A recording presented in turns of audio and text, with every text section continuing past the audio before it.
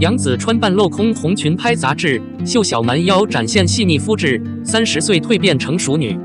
明星本应该是被众人仰望，但圈内也有不少明星有自卑的点，只是有些人自卑的表现不同，有的显化，有的内敛。杨紫童星出道，因出演《家有儿女》走红，但杨紫就是一般家庭长大的孩子，没什么资历背景，还曾被宋丹丹直言颜值不高，还是不要当明星了。但杨紫坚持自我梦想，终于等到花开成熟的一天，30岁蜕变成熟女。最新动态，杨紫穿半镂空红裙拍杂志。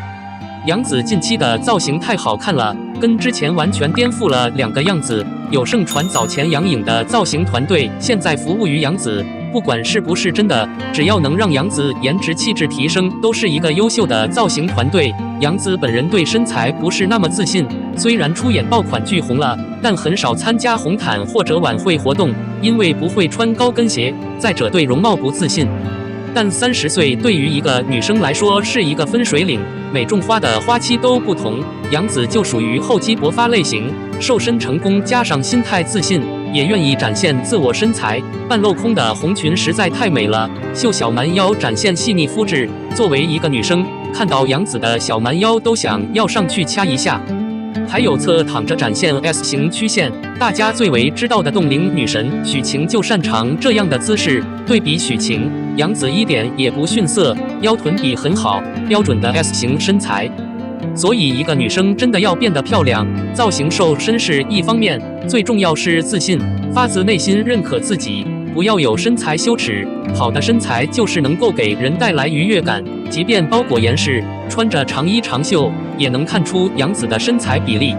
这些造型对于杨紫来说都是突破，因为杨紫本身家教好，也不是喜欢那么暴露身材的女孩子，但露肩造型非常适合杨紫，不媚俗也不过分性感，就是刚刚好的轻熟女。当然，纤细身材背后是杨紫不断的控制饮食，能控制住嘴加上运动，才有了现在的好身材。尤其对于女明星，上镜需要好看，还要保证瘦下来不垮脸，这些都需要日积月累的付出。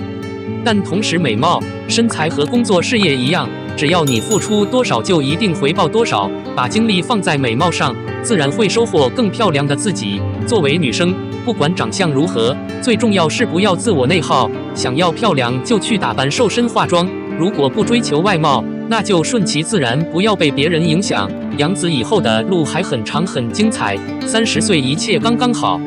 杨紫刷风真有用，近期频繁上杂志，拍摄风格多样，即将凑满5大。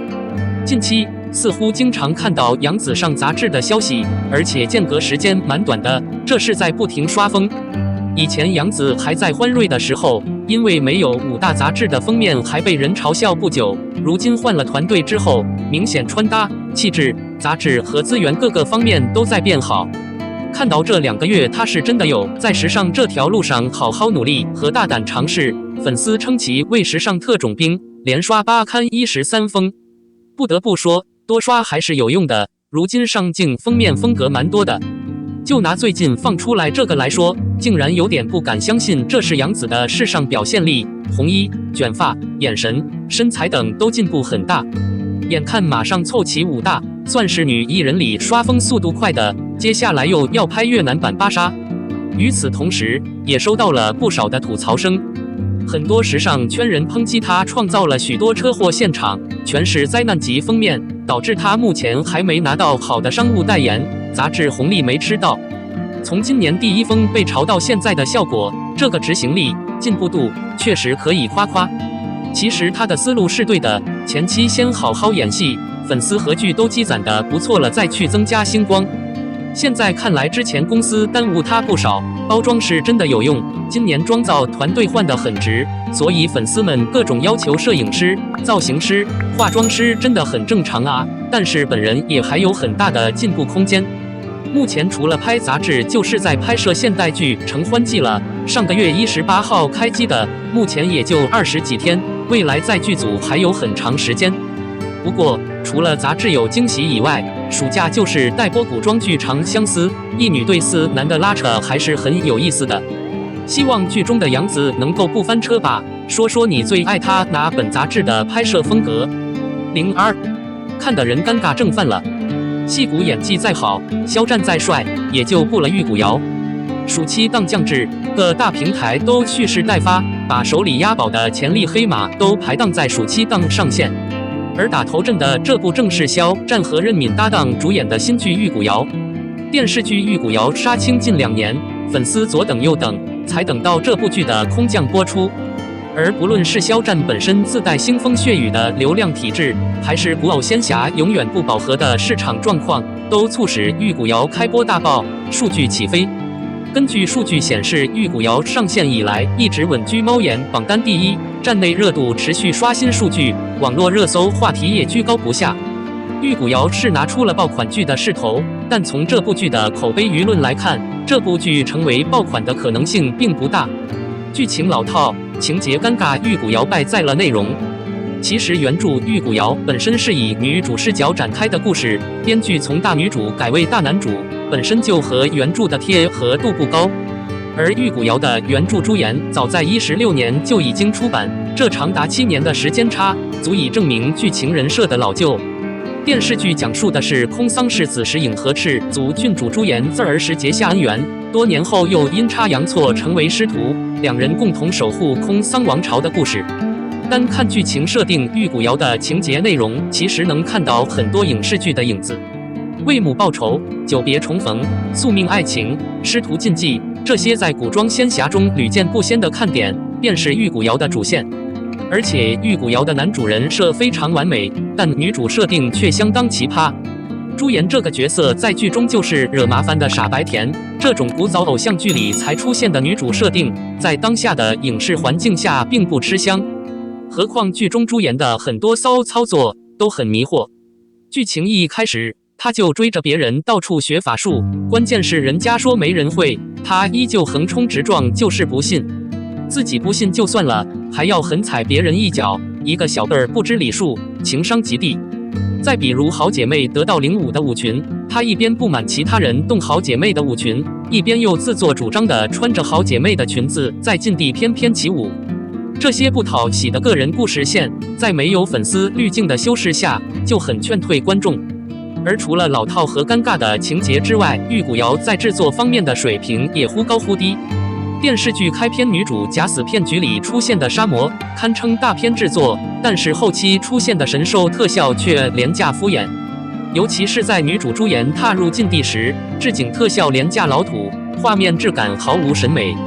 至于男女主之间的互动，就是爱的魔力转圈圈，这种生硬又老套的肢体接触，观众看得眼睛都起茧子了。最重要的是，决定影视剧下线的女主是真的没有代入感。戏骨的演技和肖战的颜值都救不了玉骨遥。玉骨遥这部剧里出现了很多熟人脸，曾黎饰演的母后母仪天下，气度非凡，在这个角色的故事线里，戏剧性拉满，泪点很多。不论是母后出场时的大气从容，还是为了保护儿子选择吞炭自杀的剧情，都诠释得非常出彩。而何晟铭饰演的北缅帝形象反差也很明显，无事时是爱戴儿子的君王，有事时就变成了脑袋不清醒的恋爱脑。从风华正茂到借罪消愁，何晟铭对角色的把握细腻入微，代入感极强。这些戏骨的演技当然能撑起副线的看点，何况主线还有盛世美颜肖战的加持。在《玉骨遥》里的肖战是温润如玉的翩翩公子，他的仪态和气质就像是脱俗的仙鹤，一举一动都让观众少女心爆棚，分分钟上头。第1集里，肖战的出场撑着一把伞，当伞渐渐挪开，儒雅端庄的一张脸就给了观众一个视觉暴击。这飘渺惊鸿的公子香，是精致到堪比女性的美。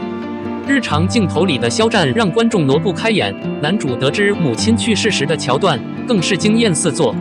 在这场戏里，肖战哭得梨花带雨，满眼的不可置信，令人心生怜爱。在他好像用尽力气颓在别人怀里时，此刻的肖战就是破碎感的神。只是肖战再让人上头，也挡不住不合适的女主选角，让观众分分钟出戏。任敏在青春题材中的适配度相当高，但是在古偶题材中却显得不够精致。尤其是在造型师不给力的情况下，任敏的颜值缺陷都被暴露无遗。从开播到现在，任敏又是撞脸猪猪侠，又是撞脸王祖蓝，就算她的演技发挥稳定，哭戏共情力十足，观众也很难在动不动脸崩的镜头里默认女主和男主是一个次元里的人物。而且任敏明显不太擅长活泼类角色的塑造，稍显做作的小表情都让观众觉得人物的呈现有种幼稚的低幼感。这种低幼感加上任敏肉感十足的外形，可以说是火上添油。任敏的颜值的确不至于被审判，但任敏选剧本的眼光却让观众备受煎熬。不论是古装还是现代，偶像剧看的便是剧中的偶像感，观众能包容各种类型的美貌，唯独受不了普女演偶像剧女主。不夸张地说，在任敏不够精致的五官对比下，哪怕是和她同框的丫鬟，都更有女主香。更别说女二王楚然，在仪态和长相上都更适合偶像剧路线。可惜的是，玉骨遥明明有一定优势看点，但仅仅一个决定电视剧下限高低的女主，就足以毁掉一部剧的口碑风评。目前来看，可能玉骨遥这部剧更适合偏爱男主的粉丝朋友，但更广阔的女性路人观众才是撑起爆款的主要受众群体。当然，好的剧情是可以挽救演员的，不是配的。只是前面也提到了，玉骨遥的情节老套落俗，就算后面的节奏飞起，但古偶的过时框架还是难以提起观众的兴趣。至少到目前为止，玉骨遥都透着一股尴尬劲儿。最后，你对电视剧《玉骨遥》有什么看法？是否看好这部剧的后续播出？在评论区里参与讨论吧。